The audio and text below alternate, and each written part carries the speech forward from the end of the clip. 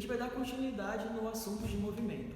Agora a gente vai falar de MRUV. O que é o MRUV? É o movimento retilíneo uniformemente variável. Pessoal, a definição é essa aqui, ó. Nesse movimento, a velocidade é variável e a aceleração é constante e diferente de zero. Lembra no MRU, onde a gente percorria todo o espaço com a mesma velocidade? Então, aqui no MRUV, agora, a gente vai percorrer um certo espaço, mas variando a velocidade, o que torna isso um movimento muito mais real. Ué, pensa, você pega um ônibus ou um metrô, ele vai sempre com a mesma velocidade? Não, ele vai parando no ponto, para no farol, uma hora ele anda mais devagar, uma hora mais rápido, concorda? Então o movimento mais real, né? O movimento uniforme, ele quase não acontece, porque é muito difícil que você sempre vai percorrer o espaço na mesma velocidade. Agora, isso aqui condiz mais com a realidade, ele estuda de fato o que acontece. Pessoal, mas qual que é o fator que faz com que a velocidade varie? Pensa, se eu estou andando em um carro a 50 km por hora, eu tenho que acelerar para andar mais rápido, concorda? Ou se eu quero andar mais devagar, eu tenho que frear. Mas ó, desde já, esse frear para nós significa desacelerar, beleza? Então, o que vai mudar em relação ao movimento uniforme é que nesse movimento entra uma grandeza nova chamada aceleração. E o que é a aceleração? Pessoal, a aceleração é a grandeza física que modifica a velocidade, que altera a velocidade, tá bom? Então, mas ainda o propósito é similar ao movimento uniforme. Por quê? Eu ainda quero sair de um ponto e chegar até um outro, mas o movimento continua sendo retilíneo. Isso quer dizer o quê? Que ainda a trajetória é em linha reta. Então a única coisa que mudou em relação ao movimento uniforme é que esse trajeto eu vou mudando a minha velocidade. Começo a andar aqui com a velocidade, posso ir mais rápido, posso ir mais devagar, posso parar no meio do caminho, tudo bem? Então agora é um movimento mais real, tá? Só que as grandezas ainda estão valendo. Por quê? Da onde eu parto, continua sendo o meu espaço inicial. E onde eu chego, continua sendo o meu espaço final. Daqui até aqui é um espaço a ser percorrido. Então eu tenho uma variação de espaço. Tá bom? E eu também tenho aqui uma variação de tempo. Só que agora vai entrar a grandeza, a aceleração, representada pela letra minúscula A.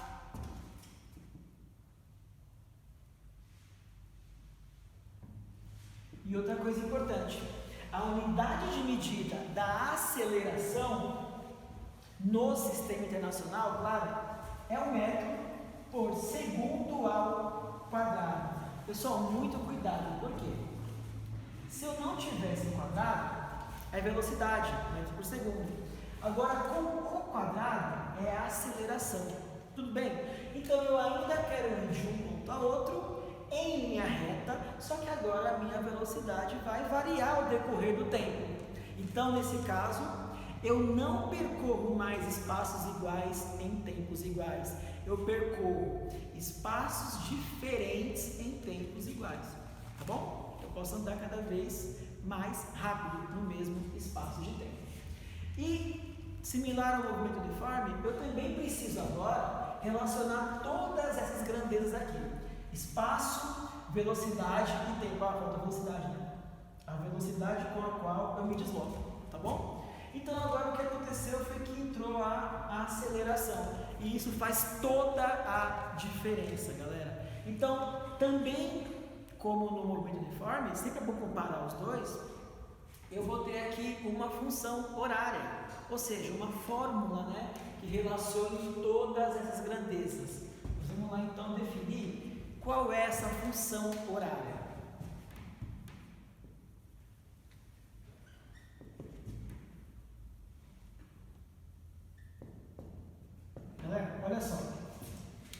também é conhecida como a função geral.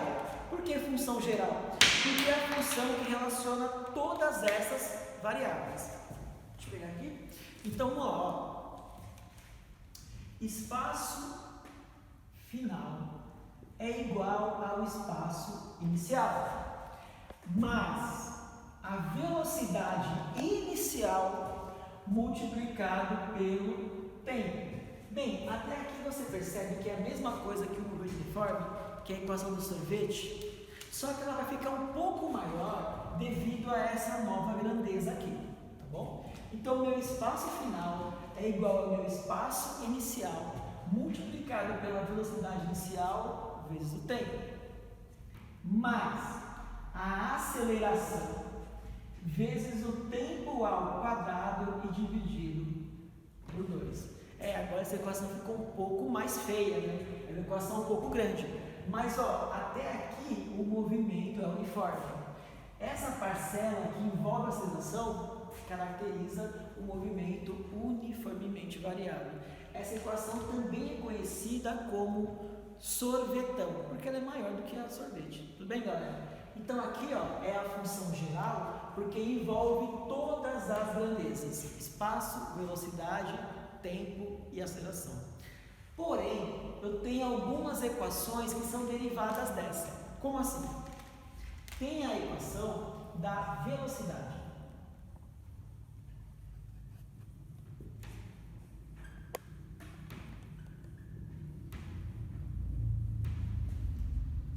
E essa equação fala o que pra gente? Que a velocidade final é igual à velocidade inicial mais a aceleração multiplicado pelo tempo. Ou seja, me permite calcular velocidade sem que eu saiba o espaço, tá? E aí eu tenho uma terceira equação, que é a famosa equação de Torricelli. Equação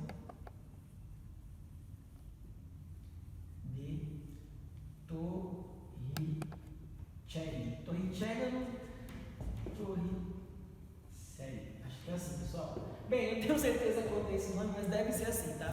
É a equação de Torricelli. Também é conhecida como a equação da velocidade independente do tempo. Por quê? Porque eu não preciso do tempo nessa equação. Olha só. Como que ela é dada? Velocidade final ao quadrado é igual à velocidade inicial ao quadrado mais 2 vezes a aceleração multiplicado pela variação do espaço. Galera, então olha só no que a gente está se metendo. Pelo fato de ter uma grandeza nova, eu não tenho mais uma equação como era no MR1. Agora eu tenho outras equações. Mas isso aqui não é ruim. Por quê? Porque, ó, para eu usar essa equação, eu preciso ter todas as grandezas. Agora imagina que você pegue um exercício onde não seja dado o espaço e nem seja também perguntado o espaço. Ué, então como é que você vai resolver uma coisa que nem existe? Então eu tenho outras equações que eu posso resolver as outras grandezas mesmo que falte uma, sabe? Essa aqui, ó, é independente do espaço. Pode ver que não tem o ΔS, mas tem as demais grandezas. Essa aqui é independente do tempo, mas tem as demais grandezas. Então, de qualquer forma, eu vou ter equações para resolver qualquer exercício, tá? E por último, pessoal, tem a equação da própria aceleração.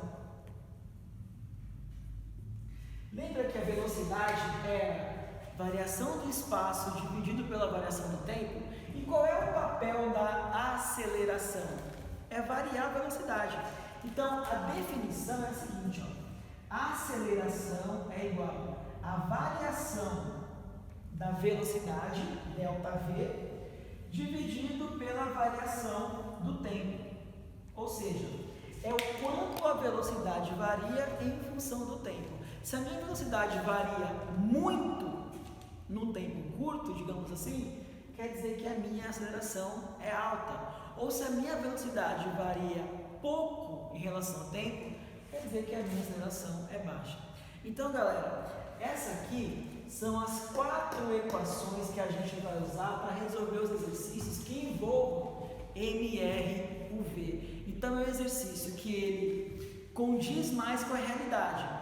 E por condizer mais com a realidade, ele também é mais complexo, porque estudar a realidade não é uma coisa tão simples.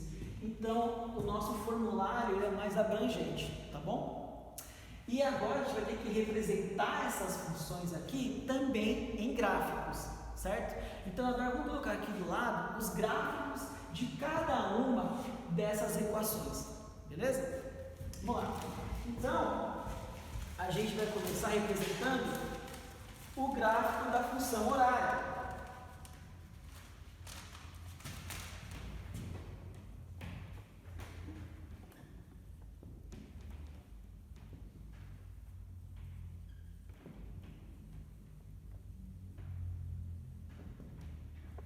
Pessoal, quando a gente fala de gráfico, é totalmente matemático. Uma coisa que eu quero que vocês percebam aqui, ó. Essa função está elevada ao quadrado. Tem uma variável aqui elevada ao quadrado, que é o tempo. Então, ela é uma função do segundo grau. E como que se comporta o gráfico de uma função do segundo grau? É uma parábola, tá bom?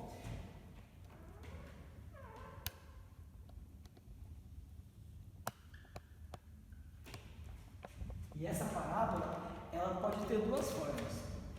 Ou ela é uma concavidade para cima, ou ela é com uma concavidade para baixo.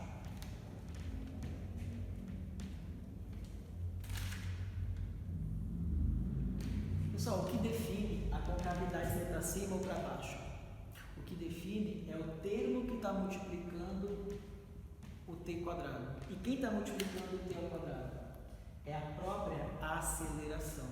Então, por exemplo, quando a minha aceleração é positiva, ou seja, maior que zero, a minha concavidade sempre é para cima.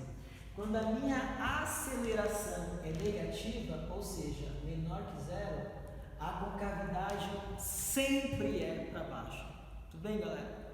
Então, aqui é um movimento onde eu tenho no eixo X o tempo e no eixo Y o espaço. Então é o gráfico do espaço em função do tempo. Aqui é a mesma coisa, espaço em função do tempo. Então aqui, nessa região, o meu espaço vai diminuindo, porque a curva é descendente. Chegou aqui num ponto mínimo, o meu espaço começa a aumentar. Aqui é o contrário. O meu espaço vai aumentando no decorrer do tempo, chega aqui no ponto máximo, o meu espaço começa a cair. Pessoal, o que seria esse negócio de espaço aumentar e o espaço cair? Aqui é chamado de vértice da parábola, tudo bem? Aqui e aqui. O vértice, pessoal, é o ponto, tanto aqui quanto aqui, é o ponto de inversão. Ponto de inversão. Como assim inversão? Imagina que você está se deslocando para lá. Cheguei aqui, parei, voltei para cá. Ou seja, eu inverto o sentido do meu movimento. O espaço diminui, parei, depois aumenta. O espaço diminuiu, depois aumenta. Então, esse vértice é o ponto de inversão do movimento, tá? E beleza, e esse aqui então é o gráfico da função horária. Pessoal, mas lembrando de novo, porque é uma parábola, porque a função é do segundo grau. Tudo bem, galera? Agora, como que seria o gráfico da equação da velocidade?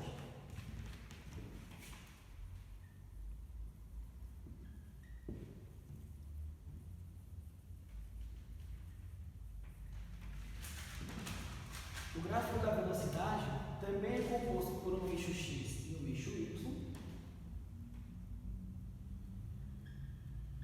onde no eixo Y nós atribuímos a velocidade e no eixo X o tempo. Vou fazer 2 aqui, porque para cada uma tem 2.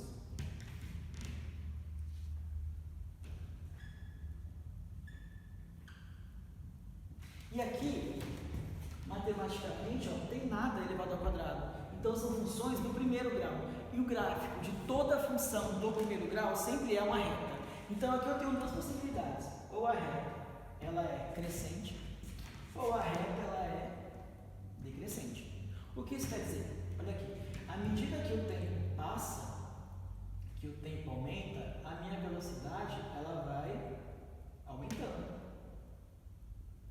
Certo? Nesse caso, ao contrário, à medida que o tempo aumenta, a minha velocidade vai diminuindo.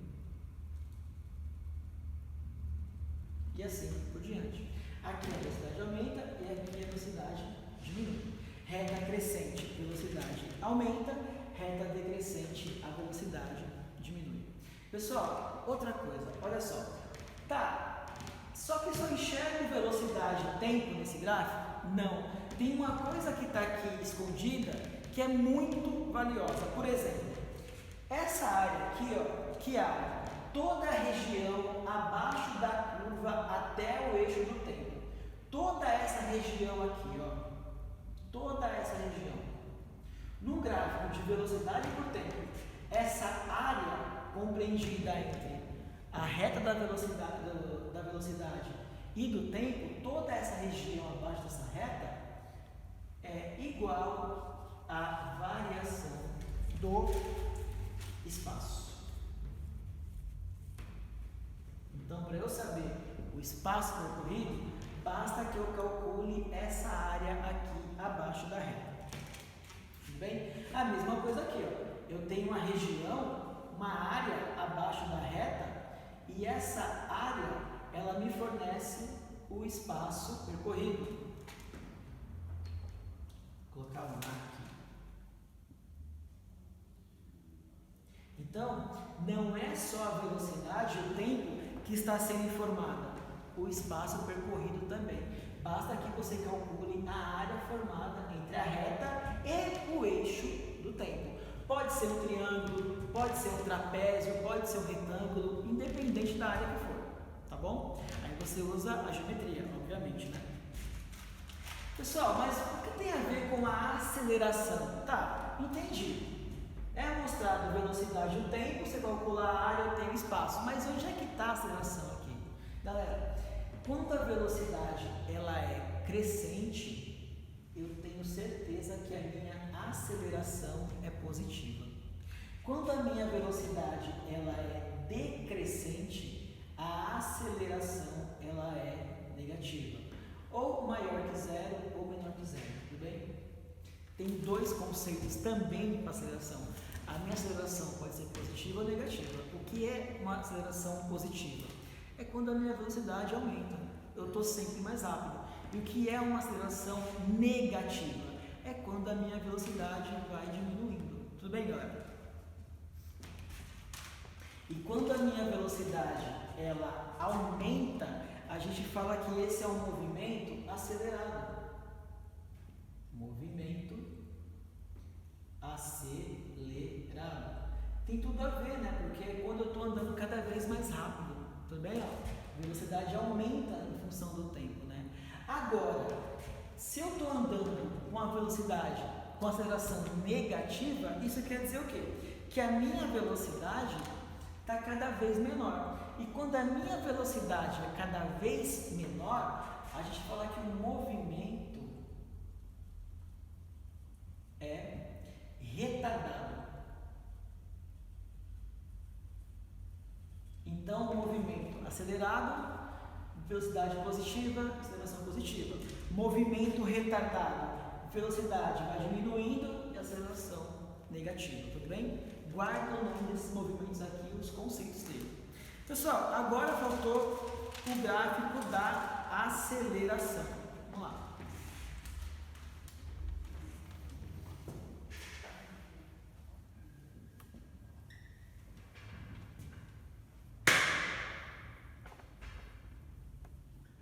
Bem, pela própria definição do movimento retilíneo uniformemente variado, a aceleração é constante. Então aqui é o eixo da aceleração e o eixo do tempo. O que acontece, pessoal? Eu vou esticar um pouco aqui que eu vou fazer no mesmo gráfico. eu posso ter aqui duas retas. Essa aqui e essa aqui. Uma acima da origem do sistema e outra abaixo da origem do sistema. A gente sabe que tudo acima do zero, aqui no eixo vertical, são valores positivos. Então, quer dizer que essa aceleração aqui, ela é maior que zero, ela é positiva. E essa aceleração aqui, ela é menor que zero, ela é negativa. Tudo bem? Mas aqui tem uma outra grandeza também escondida. Olha só, toda essa área abaixo da reta da aceleração, toda essa área é igual à variação da velocidade. Então, para eu saber a velocidade nesse gráfico, basta que eu calcule essa área. Que área? É toda a região abaixo dessa reta, tudo bem? Até o eixo do tempo, claro. Aqui, ó, formou um retângulo, né? Poderia ser outra. Não, aqui sempre vai ser retângulo porque isso aqui é constante, né? Onde pode variar é aqui, ó. Tudo bem. Então, calculando a área desse retângulo, eu tenho exatamente a variação da velocidade. Então, nesse caso, como aqui em cima a velocidade ela está acima do eixo x, no caso seria uma velocidade positiva. E aqui embaixo teria a mesma área. Tudo bem, pessoal? Então, aqui eu também tenho uma variação de velocidade. Então, os gráficos, eles sempre vão mostrar duas grandezas, uma em x e a outra em y. A terceira grandeza, geralmente, ela sai com o cálculo da área. Tudo bem? Pessoal, então, é esse panorama aqui que vai nortear a gente nos exercícios de movimento retilíneo uniformemente variável. É um exercício que é um tema que ele tem muito mais conceitos, porque quando envolve aceleração, modifica todo o panorama, né? Não é mais igual o uniforme, que era só um sorvete ali, ou a velocidade. Agora eu tenho várias equações. E o difícil é o que usar. Pessoal, essa pergunta, qual equação usar, não tem como responder, por quê? Porque depende do enunciado. Mas o enunciado, ou qualquer enunciado, sempre se procede da mesma forma. Você vai ler com muita atenção, anotar todos os dados que é fornecido e depois usar uma equação adequada para aquele conjunto de dados, entendeu? Não tem uma fórmula mágica, não tem um modo que você faça tudo de uma forma direta e que saia tudo de uma vez. Você tem que ir testando, você tem que ir assimilando, tem que jogar numa equação, ver se não funciona naquela, coloca na outra. Ou seja, você tem que se habituar a usar esse conjunto de dados. Tudo bem, pessoal? Então agora a gente vai pegar essas informações e vai traduzir isso aí em exercícios. Lembrando que o exercício é quando você já tiver compreendido a maioria desses conceitos, certo? Então a gente vai fazer agora os exercícios para tentar relacionar essas coisas, beleza?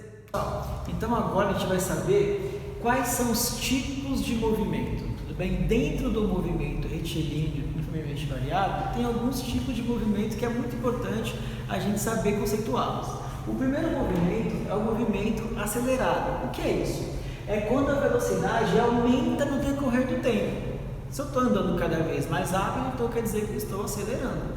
Nesse caso, a velocidade e a aceleração têm sinais iguais, beleza? Tranquilo, né? E o que seria o movimento retardado? O movimento retardado é quando a velocidade diminui. Então, acelerado, a velocidade aumenta e retardado diminui. No caso do movimento retardado, velocidade e aceleração têm sinais contrários, um positivo e o outro negativo. Tudo bem, pessoal? É aquele exemplo mais ou menos assim, ó. É quando eu estou freando, basicamente. O que é o ato de frear? Eu vou andando para frente, só que eu estou andando cada vez mais devagar. Não é isso? Então eu estou retardando o movimento. Tudo bem? O terceiro é o progressivo. O que é o movimento progressivo? Progredir, né? De ir para frente, aumentar. É um movimento em que a velocidade tem sinal positivo. E o que seria o movimento retrógrado? Retroceder não é voltar, né, inverter o sentido, é um movimento em que a velocidade tem sinal negativo. Então, pessoal, aqui são os 4 tipos de movimento e as suas definições. Tranquilo? Galera, agora que a gente já viu a parte teórica do MRUV, a gente vai fazer aqui 2 exercícios, tá? Para a gente colocar essas equações em prática e saber como é que a gente vai manipular essas coisas, tudo bem? Eu separei aqui, ó, 2 exercícios, o exercício 3 e o 4, que está na seção de olho no vestibulinho. Beleza, galera? Acompanha aí, ó. Primeiro fazer o 3. Um dos carros mais rápidos do mundo é o Bugatti Veyron, que alcança a velocidade máxima de aproximadamente 410 km por hora, conseguindo chegar de 0 a 99 km por hora em aproximadamente 2 segundos e meio. Nesse intervalo de tempo, podemos concluir que a aceleração média em metro por segundo é... Pessoal, então vamos lá. Primeira coisa que você faz quando você pega um enunciado de física, né? Você vai aqui no cantinho da folha, do seu caderno aí, e anota os dados.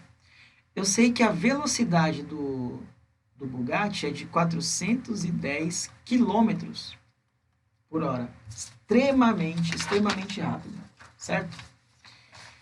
E o que mais? E que o tempo gasto para chegar de 0 a 99 km por hora é de 2 segundos e meio.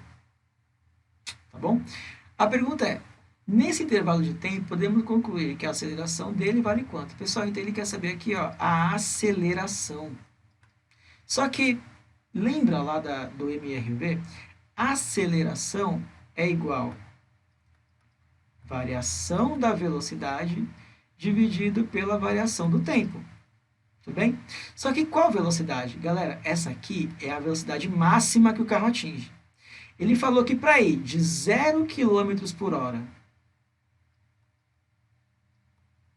até 99 km por hora, ele gasta 2 segundos e meio. Então, a variação que a gente vai usar é de 0 a 99. Faz sentido? Faz, né? Porque esse 410 aqui é o máximo que ele atinge. Agora, em 2 segundos e meio, ele atinge essa velocidade. Tudo bem? Então, agora, pessoal, é dar um Ctrl+C, Ctrl+V nessa equação aqui, ó. A é igual ΔV vai de 0 a 99, então variou 99, né? Dividido por 2,5. Aí você vai e faz essa conta. E você vai achar aqui um valor qualquer. Pessoal, mas por que você não pode fazer essa conta? Por conta das unidades de medida. A velocidade está em quilômetros por hora. E o tempo está em segundos. Ou é tudo em hora, ou é tudo em segundos. Galera, é muito melhor transformar horas em segundos nesse caso. Então, aqui, ó, quilômetro por hora, eu vou transformar em metro por segundo. Lembra como é que a gente transforma? Se eu quero pegar quilômetro por hora e transformar em metro por segundo, eu divido por 3,6. Então, a primeira coisa que eu faço é essa aqui, ó. Pegar 99, dividir por 3,6. Pegar 99 e dividir por 3,6, o resultado, eu anotei aqui, é 27, o resultado é 27,5 metros por segundo. Ah, então eu não vou usar agora o 99? Não, eu vou ter que usar 27,5, porque está em metro por segundo. Tudo bem, pessoal? Dividido por 2,5. Galera, agora sim, dividindo 27,5 por 2,5, o resultado é 11. 11 metros por segundo ao quadrado. Então, é enunciado que ele não é tão difícil, porém, a pegadinha é transformar as unidades de medida da velocidade. Tudo bem, galera? Não vai confundir com isso, tá bom? É extremamente importante. Portanto, nesse caso, o gabarito é letra B, né? Então, não esquece. Ou é tudo em horas, ou é tudo em minutos, ou tudo em segundos. Para transformar quilômetro por hora em metro por segundo, eu divido por 3,6. Agora, para transformar metro por segundo para quilômetro por hora, eu multiplico por 3,6, beleza? Fechou? Isso aí. Fazer o próximo agora, exercício 4.